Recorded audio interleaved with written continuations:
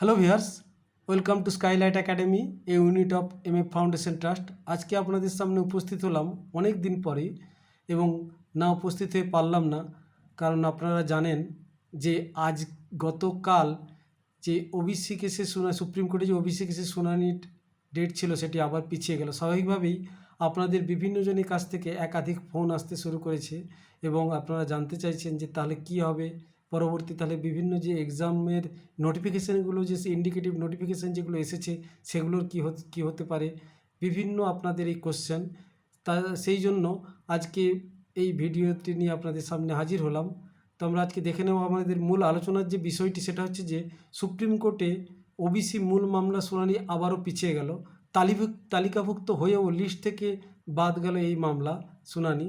পরবর্তী সম্ভাব্য শুনানির দিন 18ই মার্চ 2025। এটা আমাদের আলোচনার আজকে বিষয়। যদি একটু আমরা আমাদের এই আলোচনাটার জন্য দেখে নিই যেই আমরা জাস্ট এই 2025-এরই শুরুর দিক থেকে দেখি। আমরা জানি যে আমাদের লাস্ট হিয়ারিং যেটা ডেট, সেটা যে 7ই জানুয়ারি, যেটা লাস্ট মেনশন হয়েছিল সেই 7ই জানুয়ারি। তারপরেই কিন্তু ডেটটা দেওয়া হয়েছিল 28শে জানুয়ারি, কেসটা শুনানি ডেট দেওয়া হয়েছিল। কিন্তু এটা যে কোনো অজানা কারণেই এই কিন্তু 28শে জানুয়ারি কেসটা শুনানি হলো না। সেই কেসটার জন্য আবার 18ই ফেব্রুয়ারি, অর্থাৎ গতকাল এটা ওঠার কথা ছিল, এবং 18ই ফেব্রুয়ারি এই কেসটা লিস্ট আপ হয়েছিল এবং সিরিয়াল নাম্বার 8এও ছিল। এটা যদি আমরা দেখে নিই যে আমাদের যে আছে সুপ্রিম কোর্টের যে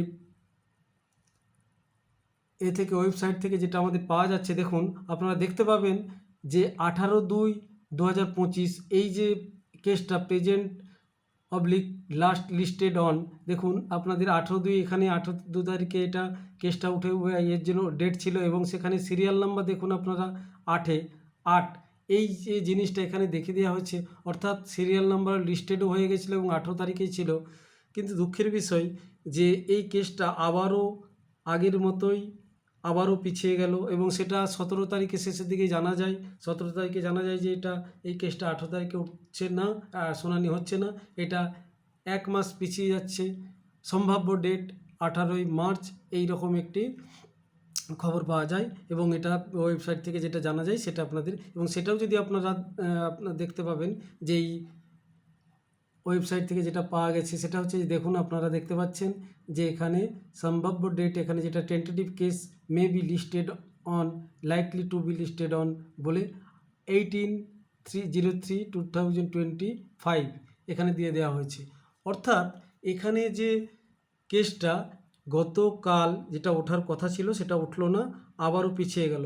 স্বাভাবিকভাবেই যে আমরা সবাই জানি যে এই ওবিসি কেসের জন্য স্টেটে বিভিন্ন রকমের যে নিয়োগ প্রক্রিয়া সেটা এখন বন্ধ রাখা হয়েছে ওবিসি কেসের জন্য, এবং বিভিন্ন ধরনের যে ইন্ডিকেটিভ অ্যাডভার্টাইজমেন্টগুলো, সেগুলো ইন্ডিকেটিভ আকার এখনও এসেছে, ফুল অ্যাডভার্টাইজমেন্টগুলোও আসছে না এই ওবিসি কেসের জন্য। স্বাভাবিকভাবেই বিভিন্ন কম্পিটিটিভ এক্সামের যারা ক্যান্ডিডেট তাদের, বা বিভিন্ন রকমের যে অ্যাডমিশনের জন্য অ্যাডমিশন প্রক্রিয়া, সেগুলোতেই সমস্যার সৃষ্টি হয়েছে।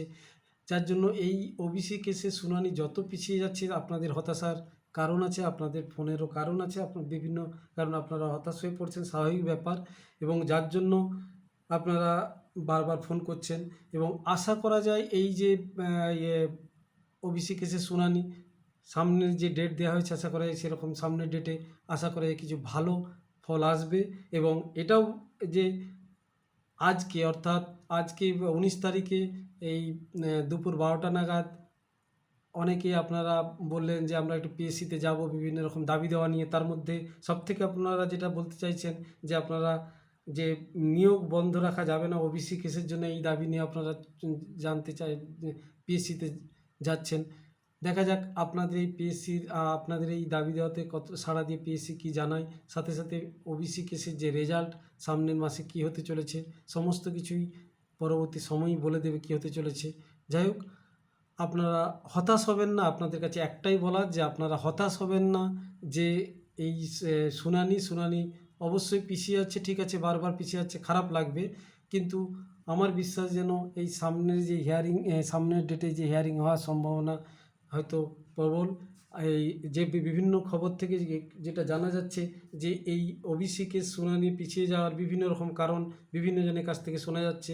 সেই কোনো কোনো মানে সোর্স না হলেও মোটামুটি যেটা জানা যাচ্ছে যে বিভিন্ন রকম যে কনস্টিটিউশনাল বেঞ্চ যেটা ছিল সুপ্রিম কোর্টে, যে কনস্টিটিউশনাল বেঞ্চের যে মামলা শুনানি ছিল যার জন্য এটাকে পিছিয়ে দেওয়া হয়েছে এরকম একটা শোনা যাচ্ছে। যাই হোক, যে কারণে হোক না কেন এটার উপর নির্ভর করে বিভিন্ন ক্যান্ডিডেট যারা পরীক্ষার্থী বা বিভিন্ন যে অ্যাডমিশনের প্রসেসে সমস্যার মুখে পড়েছে তারা তাদের অসুবিধার মধ্যে পড়তে হচ্ছে। এটা অবশ্যই এই শুনানিটা যদি তাড়াতাড়ি হয় সেই সমস্যা থেকে বেরিয়ে আসা যাবে এবং নিয়োগ প্রক্রিয়া ওয়েস্ট বেঙ্গল গভর্নমেন্টের যে নিয়োগ প্রক্রিয়া সেটাও শুরু হবে। তাছাড়াও পিএসসি কি ডিসিশন নেই, আজকেই আপনাদের দাবি দেওয়া নিয়ে যাচ্ছেন, দেখা যাক কী হতে চলেছে।